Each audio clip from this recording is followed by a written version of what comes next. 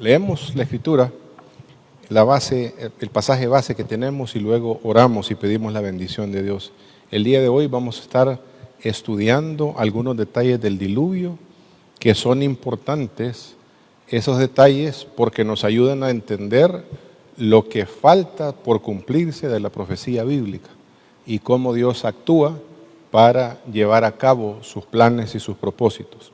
Mateo 6:33 dice: mas buscad primeramente el reino de Dios y su justicia, y todas estas cosas os serán añadidas. Oramos, amados. Bendito y soberano Dios, te damos gracias esta noche por estar aquí en tu casa para indagar en tu palabra, para aprender de ella, para edificar nuestra vida, Señor, de tal manera que hables a nuestro entendimiento, que sepamos, Señor, cómo funcionan tus planes, tus propósitos, los deseos de tu corazón, para que nosotros también alineemos nuestra voluntad a tu voluntad y podamos estar en tus planes de lleno, Señor, en el nombre de Jesús.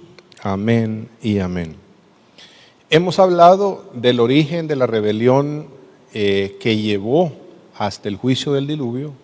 Vimos cómo los hijos de Dios se rebelaron en contra del Señor, viniendo a tomar un cuerpo humano y metiéndose con mujeres, lo cual era totalmente prohibido por el Señor.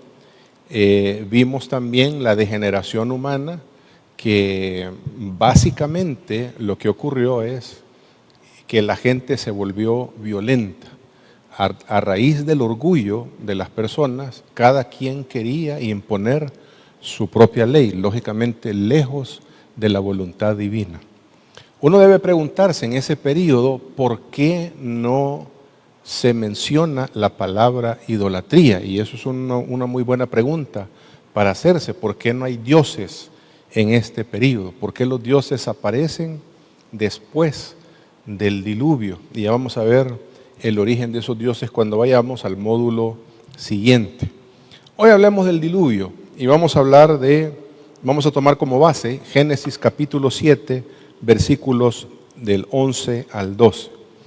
El año 600 de la vida de Noé, en el mes segundo, a los 17 días del mes, aquel día fueron rotas todas las fuentes del grande abismo, y las cataratas de los cielos fueron abiertas. Aquí hay dos fuentes de inundación en la tierra.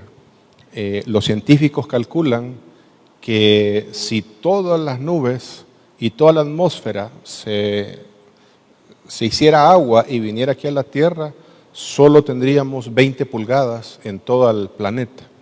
Entonces, la gran mayoría de agua, por eso menciona primero, la gran mayoría de agua fue de los abismos de la tierra.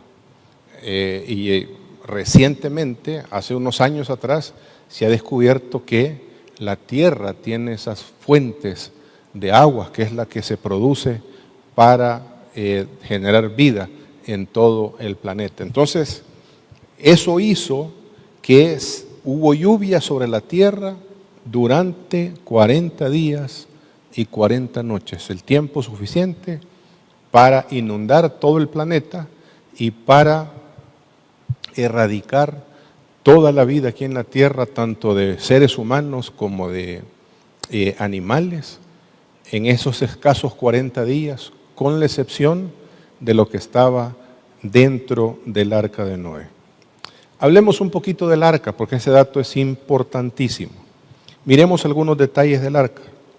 El Señor le había dicho a Noé: hazte un arca de madera de gofer, haz aposentos en el arca y la calafatearás con brea por dentro y por fuera. O sea, el arca es una caja de madera, una caja rectangular de madera que tenía que ser calafateada. Eso quiere decir revestida con brea por dentro y por fuera. Y ese dato ya vamos a ver por qué es importante. No solamente es un tema de no permitir que el agua ingrese al arca, sino que tiene un significado que tiene que ver con el cubrir la maldad del ser humano para redención. Y de esta manera la harás: 300 codos de longitud del arca, de 50 codos su anchura y de 30 codos su altura. Dio medidas específicas del Señor, y esas 3 medidas, largo, ancho y alto, es una caja, prácticamente una caja rectangular.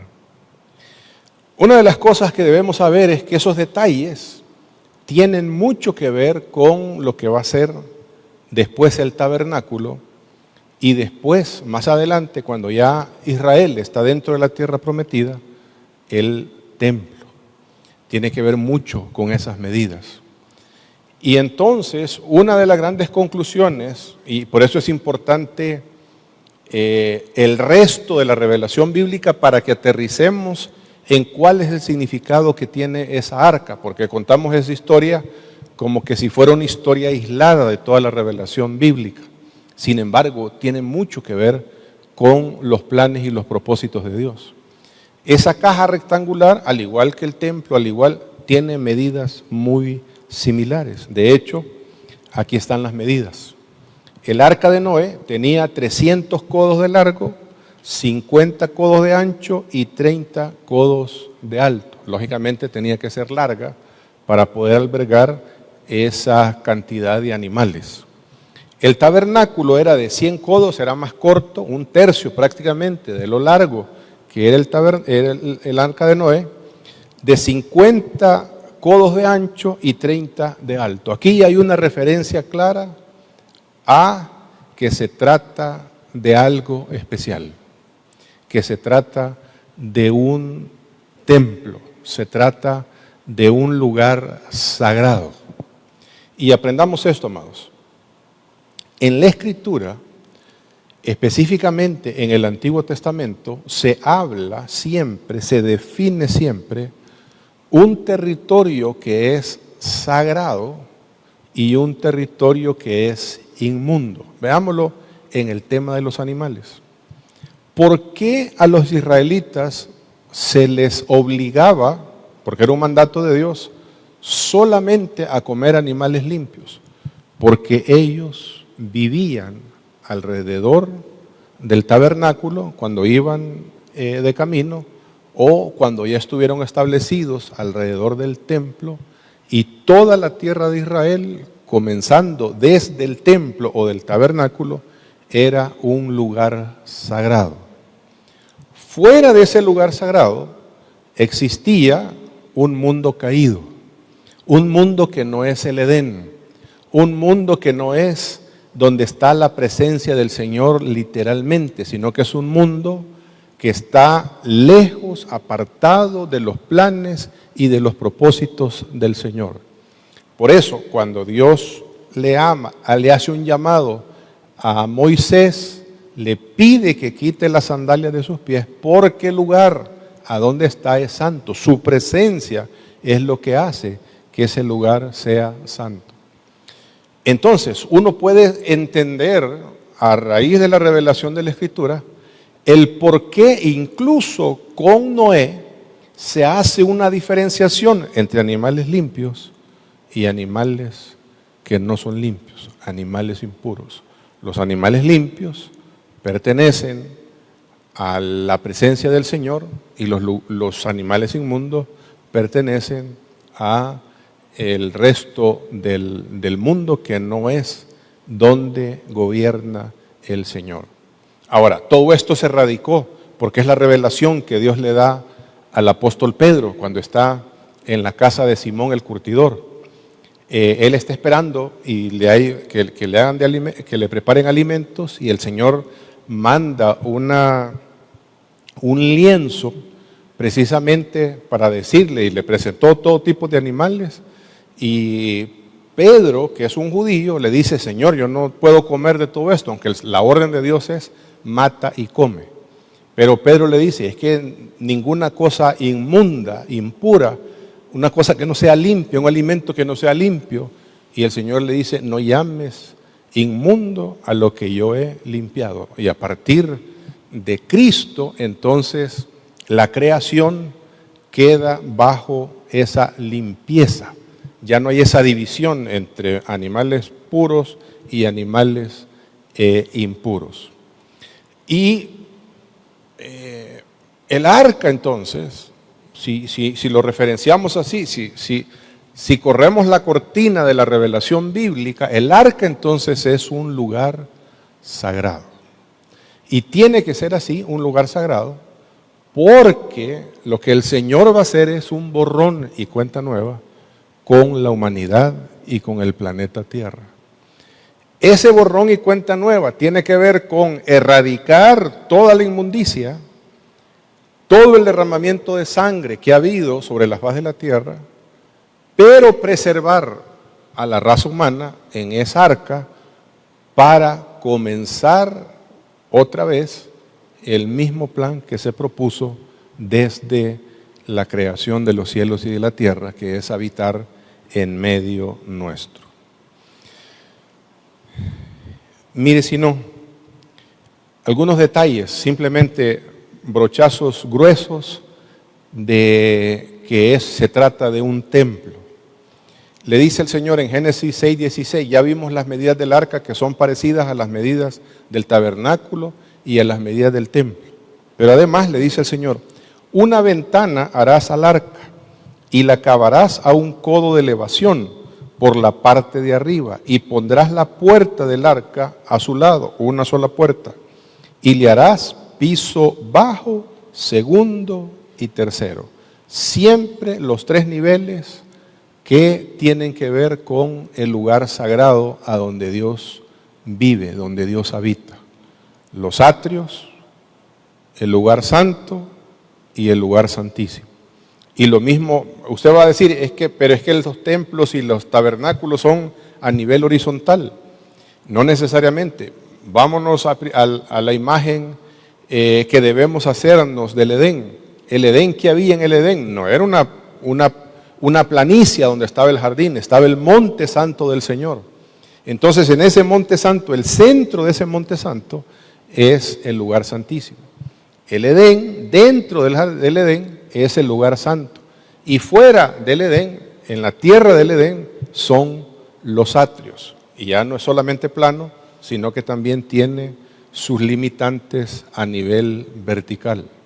Lo mismo sucede en el monte Sinaí, cuando el Señor desciende sobre el monte Sinaí con su concilio divino para consagrar, para hacer un pacto, un tratado específico, continuar un pacto con la nación de Israel. Está el monte Sinaí, donde está la presencia de Dios en encima del monte, están los faldones del monte Sinaí como lugar santo, porque ni los animales podían llegar hasta los faldones, y está la tierra de Sinaí, la parte de abajo del monte, que representan los atrios de nuestro Señor. Entonces, una de las cosas que uno debe saber, lógicamente entendiendo el resto de la revelación bíblica, es que el arca es un Edén humano. Y de hecho, el tabernáculo y el templo son una representación del Edén humano. O sea, en otras palabras, el Edén había sido producto de la mano de Dios, porque ahí estaba el monte santo de Dios. Encima del monte santo de Dios está el templo de Dios, no hecha de manos de hombres, sino que hecha por el mismo Dios. Pero a raíz de que el corazón de Dios ha decidido vivir en medio de su pueblo, entonces era necesario tener una casa, primero tabernáculo, una casa movible, y luego un templo a donde Él habitara. Y como Él había habitado en un Edén, uno ve las figuras que están dentro del tabernáculo y dentro del templo similar a lo que había en el Edén. Por lo tanto, tanto el arca como el tabernáculo como el templo son un Edén construido por manos de hombres, pero que ahí habita la presencia de nuestro Dios. Veamos algunos pasajes que nos van a ilustrar que se trata de un lugar sagrado, que se trata de un templo. Primero, Dios dio 7 días de espera antes de que comenzara a llover y antes de que se desataran las fuentes de los abismos. ¿Por qué es importante ese dato? Bueno, es importante porque cuando el Señor consagra a los sacerdotes en el tabernáculo, les dice lo siguiente: de la puerta del tabernáculo no saldréis. En otras palabras, tienen que estar dentro del tabernáculo en 7 días, hasta el día que se cumplan los días de vuestras consagraciones, porque por 7 días seréis consagrados. En otras palabras, ya cuando el Señor establece el sacerdocio para consagrar, esto es, para que los sacerdotes, el sumo sacerdote, los hijos de Aarón y todos los sacerdotes puedan ejercer su oficio adentro del tabernáculo, el Señor les dice que tienen que estar consagrados, y la manera de consagrarlos es dentro de las instalaciones del tabernáculo durante 7 días, para consagrarlos y que ellos puedan oficiar sus oficios sacerdotales adentro del templo. Lo mismo hace el Señor con Noé y con los animales. Se estima que esos 7 días fueron para que Él entrara y llevara los animales y tuviera una acomodación y entendiera que Él tiene que vivir, acostumbrarse a una nueva realidad y a una total dependencia de Dios. Una de las cosas, amados, que debemos saber es que el arca no tenía timón. En otras palabras, no era Noé el que iba conduciendo el arca, no era la estructura lo que soportó los 40 días y 40 noches de esas aguas desatadas para eliminar a la humanidad. No había arca. Entonces, ¿de qué dependía? Dependía nada más de que la mano de Dios sostenía esa arca para preservar la vida humana y los animales en este planeta. Ya vimos que el arca tenía 3 niveles: piso de abajo, de en medio y un alto, similar a cómo tiene el tabernáculo y lo tiene el templo. Uno de manera horizontal, el otro de manera vertical. El arca, amados, era el único lugar en toda la tierra donde el que estaba ahí, la vida se le iba a preservar. Fuera del arca no existía vida, no existía posibilidades de sobrevivencia. Solamente las personas y los animales que estaban en el arca era el único lugar donde se sostenía la vida. A ver, este dato es importante. Moisés habla y le dice a la congregación: ¿quién de los dioses de las naciones? Miren el privilegio enorme que tenemos nosotros, le dice, como pueblo de Israel.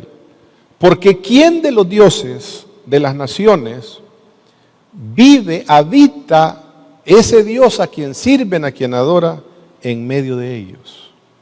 Nosotros somos especiales, nosotros somos gente santa, somos reyes y sacerdotes del Dios Altísimo, porque Dios, el creador de los cielos y de la tierra, habita en medio nuestro.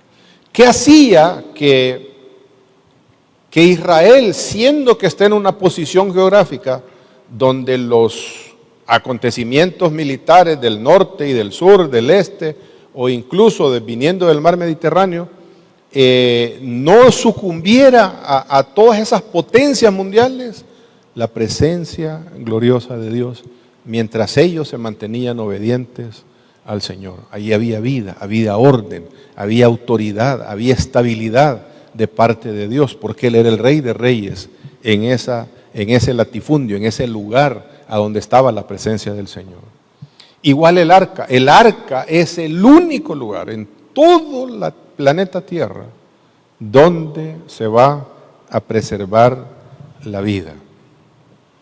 Siguiente, el recubrimiento de brea, por dentro y por fuera, es un símbolo de la expiación.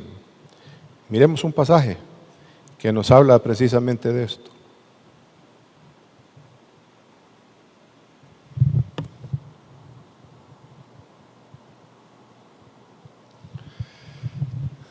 ¿Se acuerdan qué hizo la nación de Israel cuando el ángel de la muerte iba a pasar por todos los hogares en Egipto. ¿Qué fue lo que hicieron?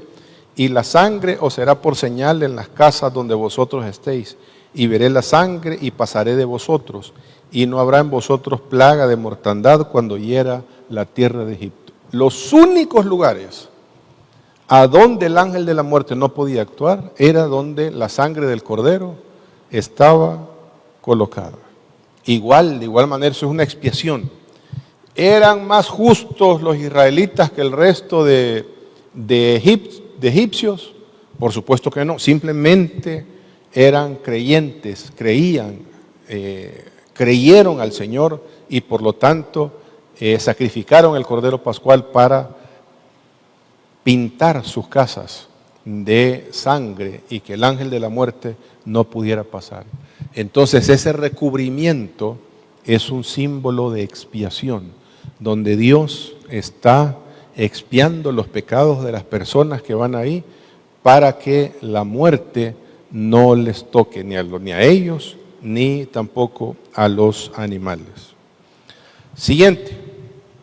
El arca tenía una sola puerta de entrada y de salida, como en el Edén, el tabernáculo y el templo. Sí, Claudia. Ajá. Brea es como asfalto. Habían recubierto de asfalto, que no era simplemente el hecho para que no se metiera el agua, sino que era para que Dios cubriera a las personas que iban ahí, por dentro y por fuera. Entonces el arca, al igual que el Edén, al igual que el tabernáculo, al igual que el templo, solo tenía una sola entrada. Miremoslo, algún pasaje que habla de que solamente hay una puerta. En Éxodo 29:4 dice, y llevarás a Aarón y a sus hijos a la puerta, no dice a las puertas, porque solamente existe una puerta en el tabernáculo de reunión, una sola puerta. Y aprendámonos esto, esa puerta de entrada y de salida, que es una única puerta, da hacia el oriente.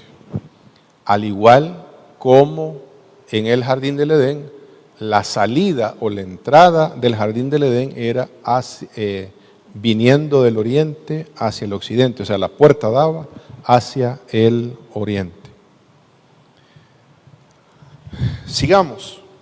Noé hace una separación entre animales limpios y animales inmundos, exactamente como los sacerdotes hacían esa separación. En el tabernáculo o en el templo no podían hacerse sacrificios de animales inmundos. Y de hecho, como se trata de preservar a los animales que no son limpios solo van en pareja, macho y hembra. Pero a los animales que son limpios se llevan 7 de cada uno de ellos. Después, cuando Noé sale del arca, lo que sacrifica no son animales inmundos, sino que son animales limpios. Exactamente la misma función que haría un sacerdote.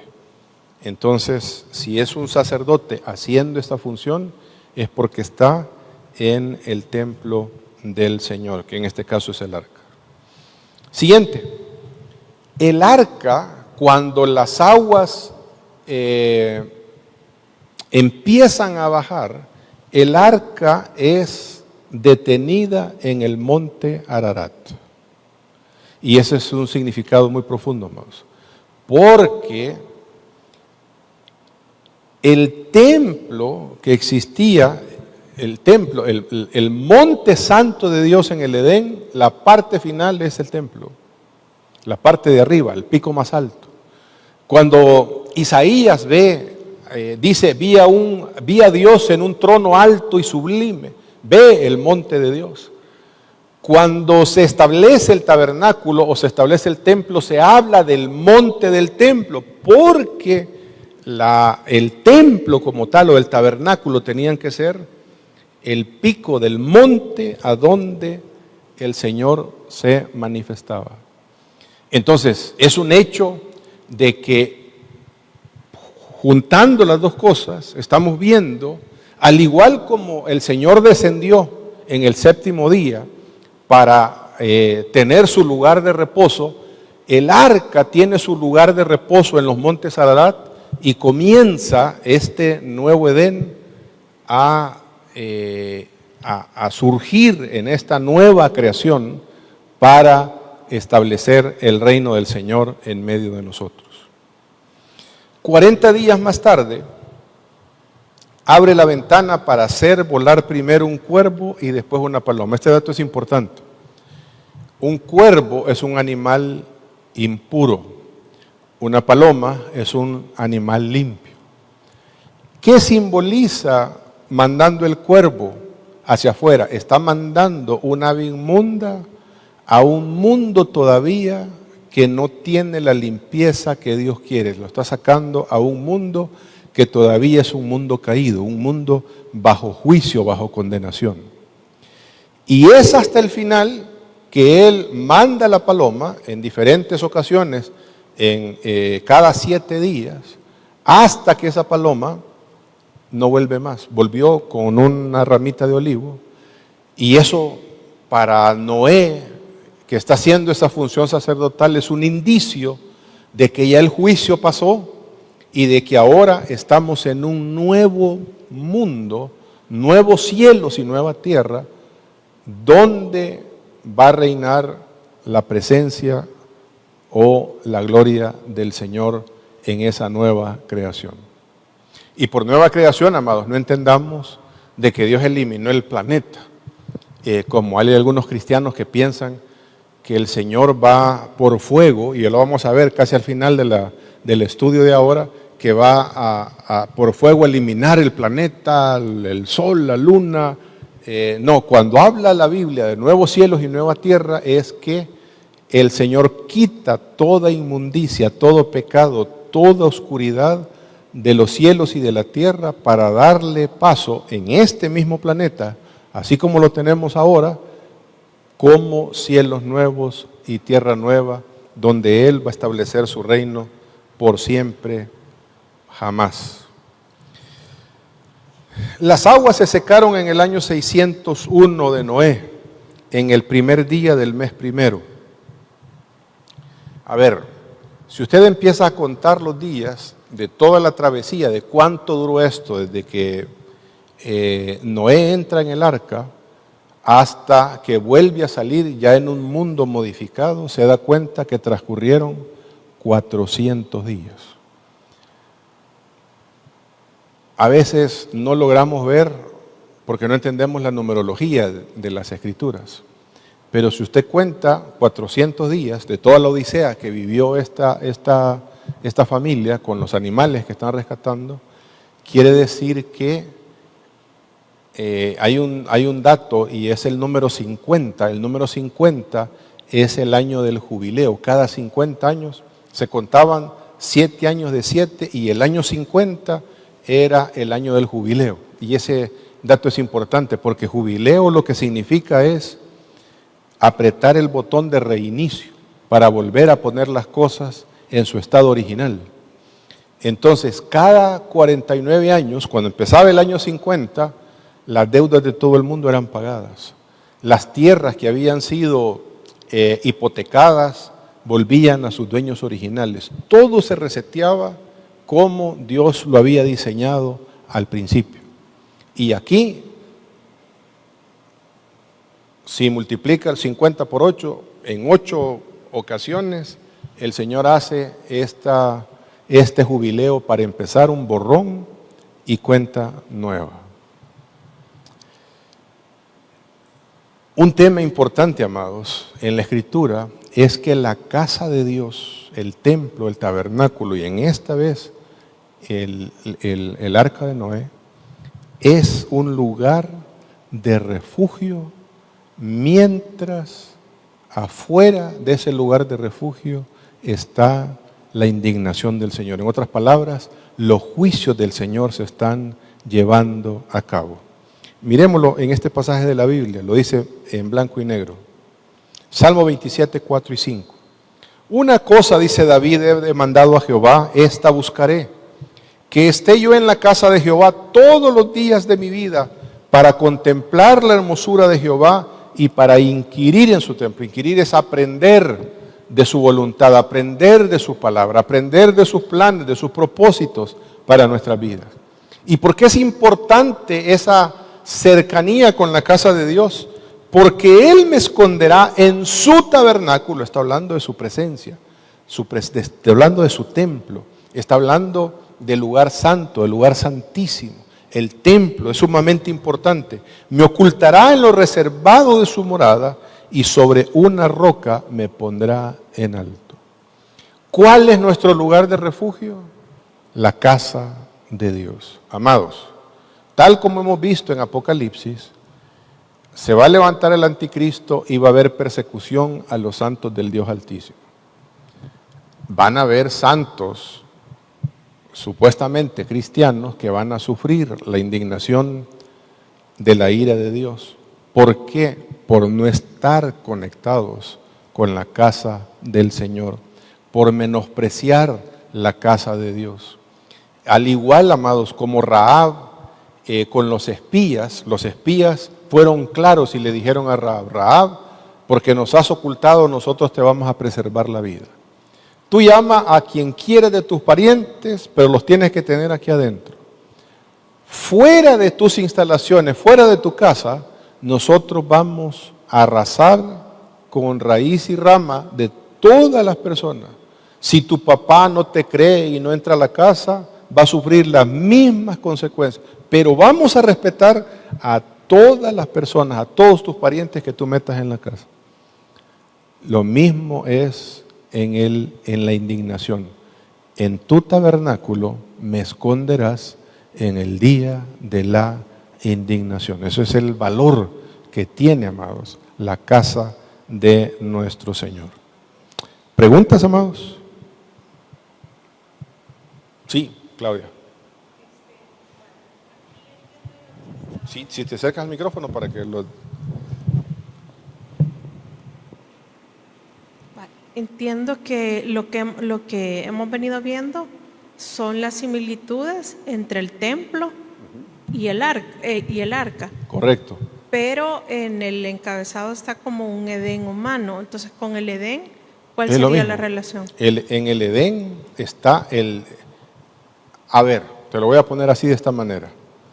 Si juntáramos a Adán, ahorita lo despertáramos de entre los muertos y ponemos a Adán, ponemos a Isaías, ponemos a Ezequiel y ponemos a Juan, el apóstol que escribe Apocalipsis, y le dijera, Juan, ¿qué vieron? ¿Qué vieron? Adán, ¿qué viste tú? Ah, yo vi el monte de Dios y encima del monte de Dios está el templo del Señor, en el Edén. Isaías, ¿qué vistes? Un trono alto y sublime, o sea, que en la cima de ese monte estaba el templo del Señor. Entonces, esa representación que no es física, sino que es hecha con la mano de Dios, Dios en su inmensa misericordia permite, le delega a Moisés que haga similar a lo que él vio en el monte Sinaí. Pero lógicamente es una réplica humana, es una sombra, dice la Escritura, de lo que es el verdadero templo del Señor. Entonces, el asunto es que tanto en el templo del Señor como en ese templo hecho por manos humanas, es donde habita físicamente la presencia gloriosa del Señor. Y si habita la presencia del Señor, hace una referencia al Edén nuevamente. Porque ¿qué es el Edén? ¿Cuál es lo importante del Edén? La importancia del Edén es que ahí estaba el gobierno de Dios, que ahí estaba la presencia de Dios, que Él estaba establecido ahí como Rey de Reyes y Señor de Señores. Fuera del Edén lo que existe es el antiedén. Eso quiere decir destrucción, muerte, pecado, todas las locuras que ya sabemos, de las que somos testigos todos los días de lo que está pasando. ¿Y cuál es el deseo del corazón de Dios? Que se repita nuevamente, pero ya no en un acto probatorio como estaba el Edén, sino a lo que vamos es a establecer un templo, que es la Nueva Jerusalén, en este mundo, no hecha por manos humanas, a donde habite Él en medio, dice el trono de Dios y del Cordero, en medio de la santa ciudad, que no es por manos de seres humanos, sino que es para todos los redimidos del Señor. No sé si queda claro la comparación, las dos cosas. Muy bien, ¿preguntas, amados, hasta acá? ¿Estamos? Sigamos. Los que pudieron entrar en el arca, porque aquí la entrada no era para todos. Aquí no era que, hey, no me das chance a mí también de entrar al arca. Y miremos quiénes solamente pudieron entrar. Génesis 6:18 dice, mas estableceré mi pacto contigo y entrarás en el arca tú, tus hijos, tu mujer, las mujeres de tus hijos. Solamente 8 personas. Noé, su esposa, sus 3 hijos y las esposas de sus hijos. Solamente 8 personas fueron libradas de morir en el juicio de Dios, y el arca fue el instrumento divino para poder salvar a esas 8 personas, para darle continuidad a el plan del Señor. Sigamos, ¿quién más? Y de todo lo que vive, de toda carne, 2 de cada especie meterás en el arca, para que tengan vida contigo, macho y hembra lo serán. En otras palabras, de todos los animales, él tenía que agarrar una pareja de cada especie. ¿Por qué la pareja era importante? Porque tenían que reproducirse ya en la nueva tierra que el Señor les iba a proveer, digamos, después del diluvio. Pero ¿qué más? De las aves según su especie y de las bestias según su especie, de todo reptil de la tierra según su especie, 2 de cada especie entrarán contigo para que tengan vida. Pero algo más. Y toma contigo de todo alimento que se come y almacénalo, y servirá de sustento para ti y para los animales, para todos los animales que estaban ahí en el arca. Y de todo animal limpio, dice Génesis 7, versículos 2 y 3, tomarás 7 parejas, 2 de todas las especies, pero de los animales limpios, los animales que podían entrar en el jardín del Edén, esos animales que son limpios, que son aptos para hacerle sacrificio al Señor, de esos ya no solamente 2, varón, hembra y macho, sino 7 parejas de esos animales limpios entraron también al arca. También de las aves de los cielos 7 parejas, macho y hembra, para conservar viva la especie de sobre la faz de la tierra. Y ven que aquí se está haciendo separación, Noé, entre animales limpios y animales que no son limpios. Amén. ¿Preguntas hasta acá? Sí, Ulises.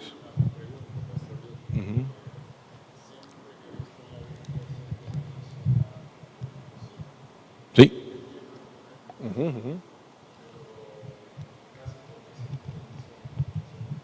Porque Dios quiere recordarte siempre que Él hizo este planeta como un templo para la gloria de su nombre en 7 días. Siempre, está por todos lados, está el número 7 en lo que tiene que ver. Y es más, vas a ver que se repite el número 7 en el acto de erradicar y de volver otra vez a rehacer, a recrear este planeta, también otra vez con el número 7. Y van a ver ciertas similitudes en lo que pasó en el ordenamiento que Dios dio a este planeta en esos 7 días en Génesis 1, y también lo que está haciendo en la vida de Noé y su familia. Ok, habíamos hablado de que Adán y Eva eran reyes y sacerdotes porque eran los únicos que tenían la oportunidad de entrar a el jardín del Edén, al lugar sagrado. En esta ocasión, Noé es también un rey y sacerdote, porque está oficiando, está sirviendo a el Señor de acuerdo a la voluntad que Dios está estableciendo con él y su familia. Veamos algunos pasajes que ilustran esto. Dijo luego Jehová a Noé: entra tú y toda tu casa en el arca, porque a ti he visto justo delante de mí en toda esta generación. Si entra al arca, y el arca es un lugar santo, es un lugar sagrado, entonces, por ende, Noé se convierte en un rey y sacerdote. De hecho, amados, usted revise las escrituras y vamos a pedir un viaje rapidito, así a vuelo de pájaro, de que el Señor nos llama a nosotros, nos dice que somos sus reyes y sacerdotes en este tiempo. Pero ¿cuál es nuestro lugar sagrado? Nuestro lugar sagrado es la casa de Dios y que podemos entrar hasta la presencia del Señor. Sigamos. Porque pasados aún 7 días, esto quiere decir que los consagró, al igual como consagra a los sacerdotes, durante 7 días yo haré llover sobre la tierra 40 días y 40 noches. En otras palabras, estaba consagrando a Noé antes de que viniera el diluvio. ¿Y qué tenía que hacer Noé? Estar dentro del arca durante esos 7 días. ¿A quiénes es que se les metía dentro del lugar sagrado para consagrarlos durante 7 días? A los sacerdotes. Siguiente. Y lo hizo así Noé, hizo conforme a todo lo que Dios le mandó. Y aquí hay un detalle importante, amados. Para ser un verdadero rey o para ejercer nuestra función como reyes y sacerdotes, es necesario hacer la voluntad de nuestro Padre Celestial, no la nuestra. ¿Por qué los cristianos no tenemos autoridad? Porque queremos hacer nuestra voluntad, no la voluntad del Señor. Dios jamás va a respaldarnos cuando nuestra voluntad prevalece por encima de la voluntad de nuestro Padre Celestial. ¿Qué dijo el Señor en el Padre Nuestro? Venga a nosotros tu reino y hágase tu voluntad, así como se hace en los cielos, que se haga también aquí en la tierra. Porque eso es la clave para que el reino del Señor se establezca en nuestras vidas.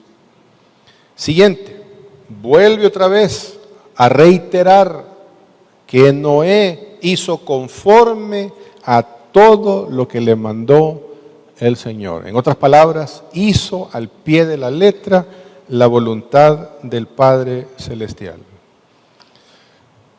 Y miremoslo ahora, ejerciendo, ya ahora libre del juicio divino, ya que ha transcurrido el diluvio, que ellos están en un cielo nuevo y una tierra nueva, dice la Escritura, y edificó Noé un altar a Jehová y tomó de todo animal limpio y de toda ave limpia y le ofreció un holocausto en el altar. Y percibió Jehová olor grato y dijo Jehová en su corazón: no volveré más a maldecir la tierra por causa del hombre.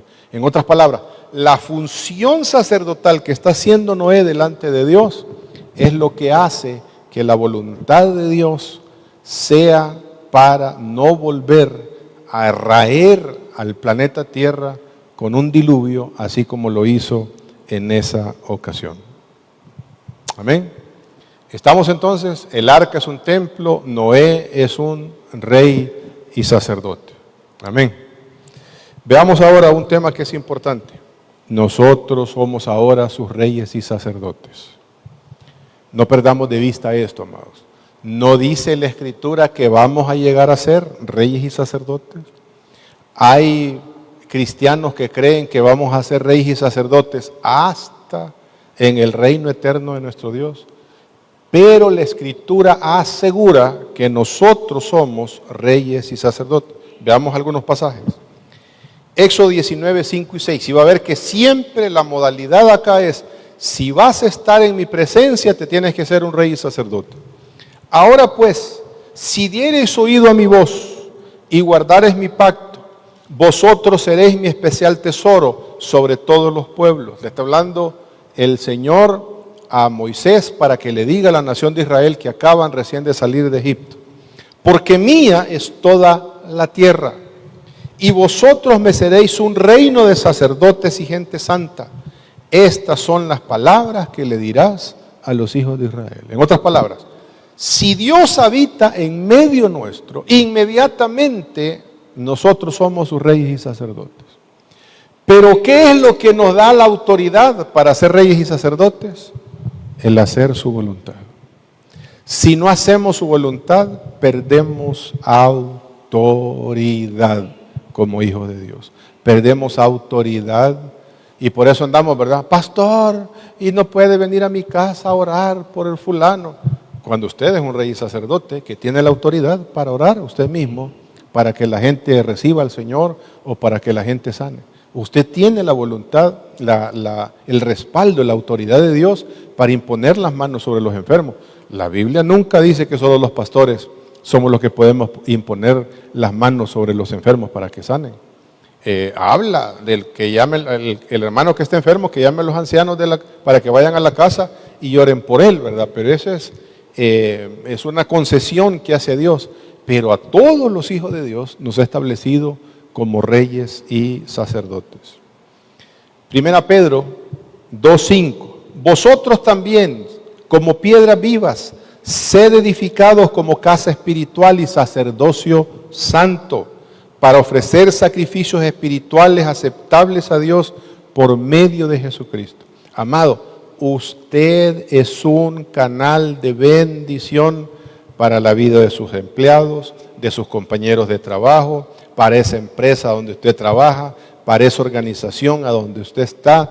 Es usted el llamado como rey y sacerdote a bendecir a esas personas. No andarse dando el taco de que es fulano, ni tampoco andar queriendo arreglarle la vida al resto de las personas, porque si ni nosotros podemos arreglar, mucho menos vamos a arreglar, pero sí podemos influir, porque podemos ir al trono de la gracia de nuestro Dios a clamar, a interceder a favor de las personas que están ahí. Esa es nuestra función como reyes y sacerdotes. Cuando venimos a adorar, ofrecemos sacrificios a nuestro Dios, fruto de labios que adoran su nombre. Cuando venimos a orar, ofrecemos sacrificios a Dios. Y dice la Escritura, amados, que nuestras oraciones suben como olor fragante, así como el incienso subía a la presencia de Dios. Las oraciones nuestras son como ese incienso que sube a la presencia de Dios. Nunca dejemos de orar, nunca dejemos de estar conectados con nuestro Dios y nunca dejemos de interceder a favor de las almas, aquellas personas en medio de las cuales el Señor nos tiene operando. Amén. Siguiente, 1 Pedro 2, 9 al 10, todavía más en blanco y negro. Mas vosotros sois linaje escogido, real sacerdocio, nación santa, pueblo adquirido por Dios, para que anunciéis las virtudes de aquel que os llamó de las tinieblas a su luz admirable. Nosotros somos. ¿Quiénes somos nosotros? Los hijos de Dios. No dice seremos, dice que ya lo somos. En otras palabras, necesitamos ejercer ese gobierno, esa autoridad, lógicamente bajo la autoridad de nuestro Dios, haciendo la voluntad del Señor. Apocalipsis 5, 9 a 10. Y cantan un nuevo cántico diciendo: digno eres de tomar el libro y de abrir sus sellos, porque tú fuiste inmolado y con tu sangre nos has redimido para Dios de todo linaje y lengua y pueblo y nación, y nos has hecho para nuestro Dios reyes y sacerdotes, y reinaremos sobre la tierra. A ver, amados, nosotros somos los embajadores del reino de nuestro Señor aquí en la tierra. Y más vale que entendamos el peso de la responsabilidad que tenemos para con la vida de otras personas, comenzando por nuestro testimonio para el resto de las personas. Las personas tienen razón. Es que yo para ser hipócrita como pues no hay que ser hipócrita. Es que yo para ser mentiroso así como pero los hijos de Dios tenemos que caminar bajo la autoridad y la voluntad de nuestro Dios. Un pasaje más, Romanos 5:16. En el 17 dice: pues si por la transgresión de uno solo reinó la muerte, mucho más reinarán en vida. Ve que esto es para ahora, no es para el futuro. Reinarán en vida por uno solo, Jesucristo, los que reciben la abundancia de la gracia y del don de la justicia. ¿Cuántos hemos sido receptores de la gracia del Señor? Por lo tanto, debemos reinar sobre la tierra. Pero no reinar, amados. Hay hermanos que hacen retiros, que hasta corona le ponen a las hermanas o a los hermanos, les dice que son reyes y que no sé qué, como para que les sirvan. Amados, el ejercer nuestro llamado, el ejercer nuestro oficio como rey y sacerdote, está en servir a los demás y no el ser servidos, en bendecir a los demás, incluso a aquellos que nos maldicen. Y quiero terminar esta noche rapidito con esto. Hay un proceso, los juicios de Dios que del pasado tienen un proceso de ordenamiento, creación. Cuando el juicio de Dios viene, se produce una decreación, en otras palabras, una destrucción de lo creado para dar paso a una recreación. Miremos algunos pasajes o algunos hechos. Esta es la decreación. Dice la Escritura que la tierra estaba llena de violencia. Eso fue el motivo, el detonante para que Dios mandara juicio del diluvio sobre la tierra. Y dice la Escritura que el Señor juntó las aguas de los cielos y los mares. ¿Qué hizo el Señor el segundo día de su ordenamiento, de su creación? Dice la Escritura que separó las aguas de las aguas. ¿Por qué? Porque está poniendo en orden, está creando la atmósfera, está creando los mares, está haciendo esa separación. ¿Y ahora qué está haciendo? Esa fue la creación. ¿Ahora qué está haciendo? Volviéndolos a juntar. ¿Por qué? Por la maldad del hombre. Porque los juicios de Dios son justos y necesitaba el Señor lo que Él había creado, ahora de crearlo. ¿Para qué? Ya lo vamos a ver más adelante. Para recrearlo. Siguiente, llovió durante 40 días y 40 noches sobre la tierra. ¿Por qué los 40 días y 40 noches? Porque los 40 días y 40 noches son un periodo donde hay una transformación para pasar de una realidad a otra realidad. Por ejemplo, ¿cuánto tiempo estuvo Moisés en el monte santo del Señor, en el monte Sinaí, en su presencia? 40 días y 40 noches. ¿Y por qué ese periodo de 40 días y 40 noches?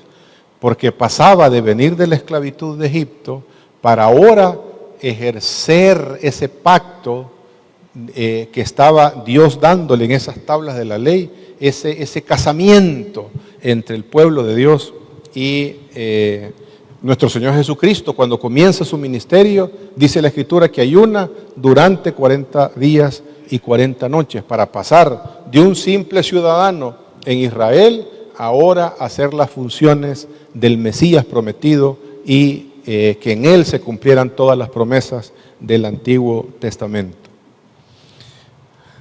Además, comenzó a llover en el año 600 de Noé, en el mes segundo a los 17, y dice la Escritura que las aguas prevalecieron durante 150 días. Prevalecieron significa que llovió durante 40 días y 40 noches, pero las aguas estuvieron ahí presentes durante 150 días. Otra vez, el número 50. 50 3 veces, 150. Ven que va encajando las cosas. Siguiente. Ahora veamos, eso fue la decreación, la eliminación del orden que Dios había establecido. Ahora viene la recreación para ir para formar los nuevos cielos y la nueva tierra. Dios hizo pasar un viento sobre la tierra para disminuir las aguas. ¿Sabe qué significa viento? Ruaj. ¿Sabe qué dice la Escritura que estaba presente cuando la tierra estaba desordenada y vacía? El Espíritu de Dios. En otras palabras, es el Espíritu de Dios el que está volviendo a poner orden en esta nueva tierra y estos nuevos cielos. Como al principio de la creación, decreó, eliminó las cosas como estaban y ahora las empieza a recrear.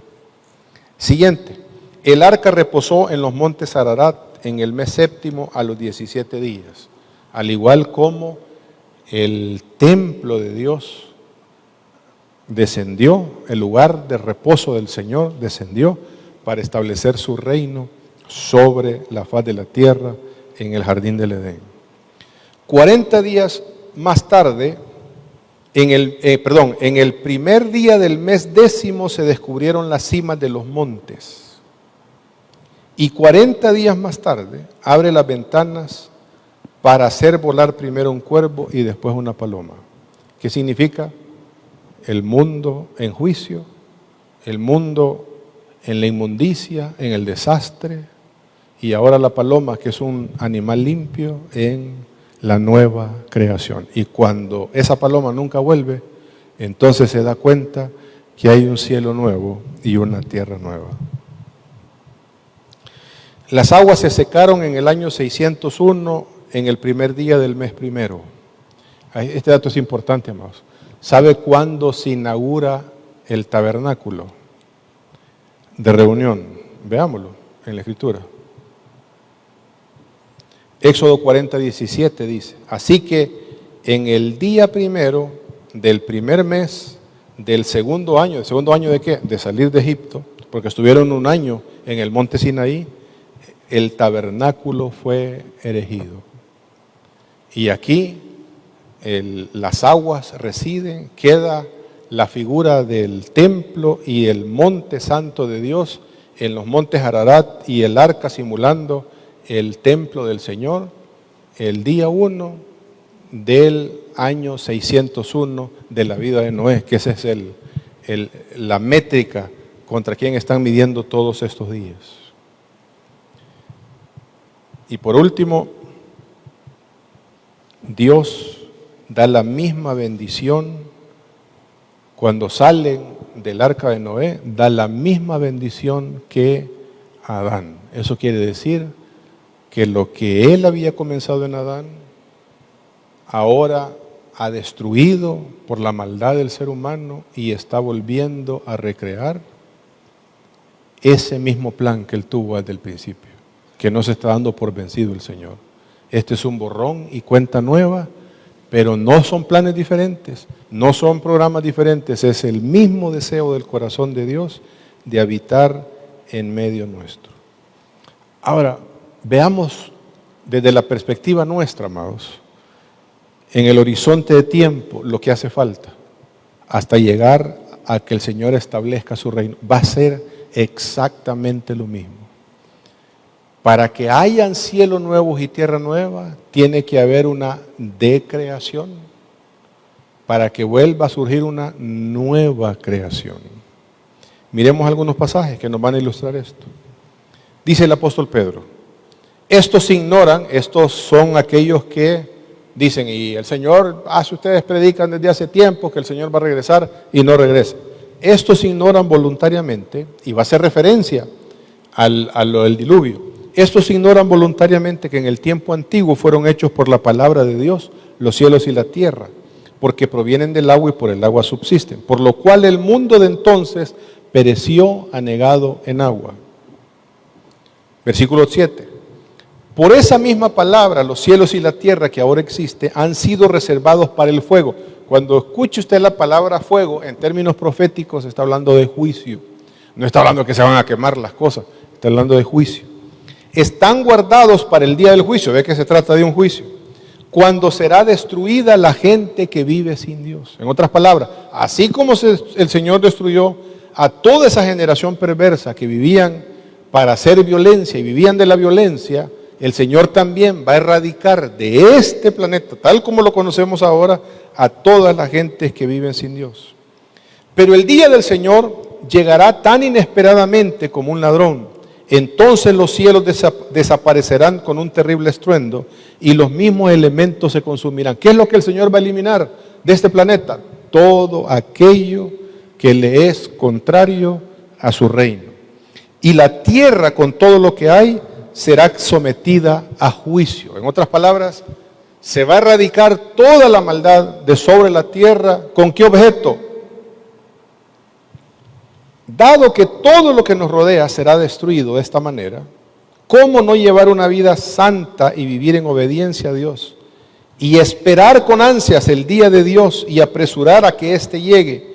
En aquel día Él prenderá fuego a los cielos y a los elementos se derretirán en las llamas. En otras palabras, tanto los seres rebeldes celestiales como los seres humanos rebeldes, el Señor va a erradicarlos, así como se separa el trigo de la cizaña. La cizaña es la primera que se arranca para dejar el trigo aquí en esta tierra. ¿Y qué va a suceder después que eso pase?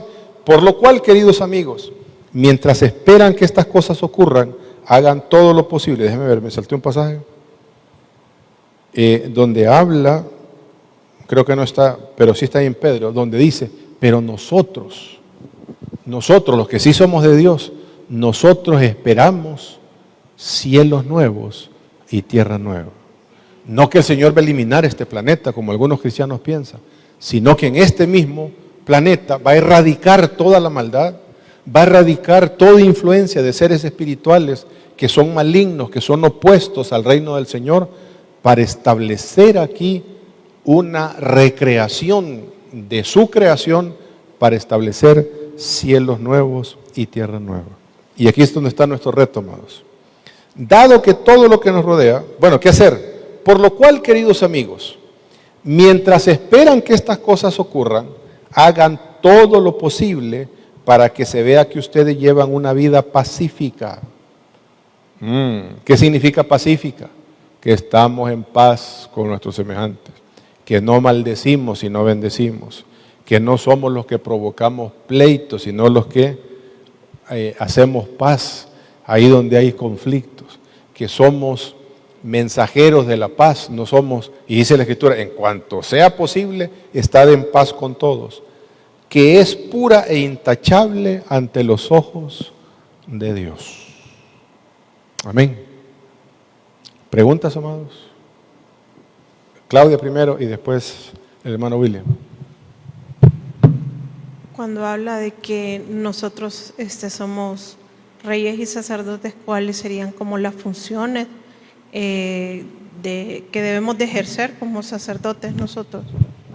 Primero tienes que saber que sos una embajadora del reino del Señor. En otras palabras, ¿cómo vas a hacer esa función de embajadora si no sabes el reino del Señor? Por eso es tan importante el discipulado. ¿Y cuáles esas funciones que hacemos como reyes y sacerdotes? Lo opuesto a lo que hace el mundo. El sermón del monte. Ustedes oyeron decir que ojo por ojo, diente por diente, pero yo les digo, ni siquiera se enojen contra su hermano, no lo llamen fato, no lo llamen necio, lo opuesto a lo que hace el mundo. No maldigan a los que los maldicen, bendíganlos, pongan la otra mejilla. El que los haga correr 2 kilómetros, 1 kilómetro para llevar la carga, llévenla con... ¿Qué es lo que está? ¿Cuál es lo glorioso que está diciendo el Señor? Sean ustedes embajadores, representen el bien en esta tierra, representen el hacer buenas obras a sus semejantes. No sean como la gente del mundo. ¿Qué es la gente del mundo? La gallanada, el servirme yo con la cuchara más grande, el que no me importa hacerle daño si yo logro mis objetivos a la otra persona, el que si me maldicen yo los maldigo el doble. No es eso, ¿Y a dónde hallo esa fortaleza? Porque en mi humanidad no puedo. ¿A dónde hallo esa fortaleza? En la casa del Señor, orando para que Dios cambie mis maneras de proceder.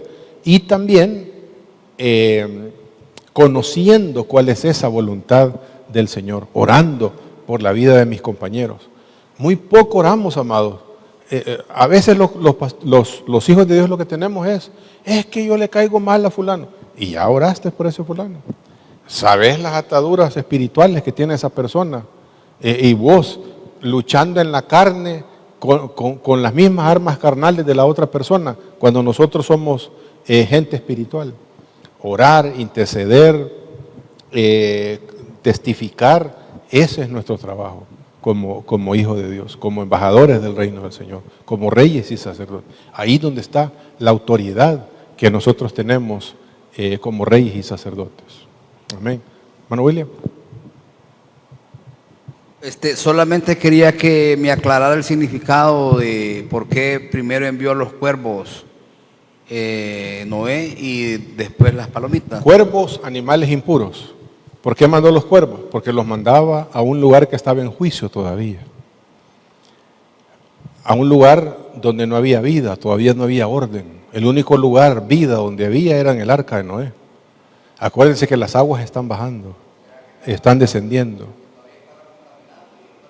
Todavía los muertos están ahí a flor de piel. Estamos hablando de un mundo en caos, no un mundo en orden.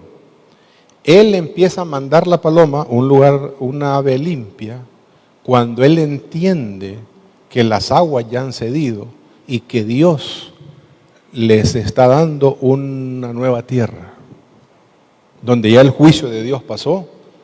Y cuando siente él que la cosa ya terminó, cuando la palomita le trae, ya empiezan a ver el surgimiento de árboles, de plantas aquí.